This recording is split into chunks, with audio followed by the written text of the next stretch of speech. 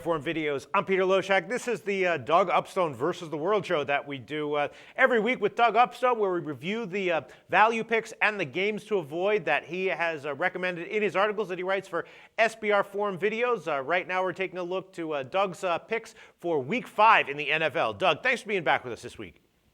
Hey, Peter, it's great to be back. Can you believe it? It's October already, and we're up to Week 5 in the NFL. This is crazy. This is flying. Actually, I can believe it. I can believe it, Doug. I honestly can. Well, you do so much work, so I guess maybe that's the whole thing for you. No, I can believe it. All right, so here we go. Week 5 NFL. We're getting into the heart of the season now, Doug Upstone. So now you can really start to find that, we have a lot of data, a lot of on-field performances to evaluate likely future performances and line value with. Let's see what you have for us. Week 5 value pick number 1, go. Value pick number 1 is I'm going with Indianapolis plus the points over Seattle. Now, the Colts were 11-5 last season, and they were a consensus pick to be about a 500 team this year. But their coach, Chuck Pisano, and his team are 3-1 and giving no indications of receding. When I look at this team, I don't think they're going to beat themselves because they've only committed 2 turnovers on the season, and the Seahawks have been very fortunate to win both of their road games. Let's also remember Seattle has won back-to-back road games once since 2005, and I do not think they will get it done in Indianapolis.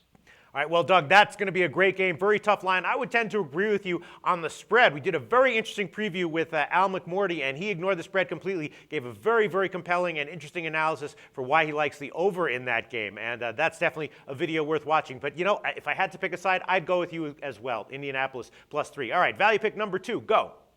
Number 2 is Arizona plus the points over Carolina. Now, living here in Arizona, I get all the Cardinals news that I need. And though I'm no fan, I do like their coach, Bruce Arians. Now, Carolina is a 2.5-point favorite, yet they have found ways to lose winnable games already this year against Seattle and Buffalo. And the Panthers are the worst team with a lead in the fourth quarter in the National Football League since 2011.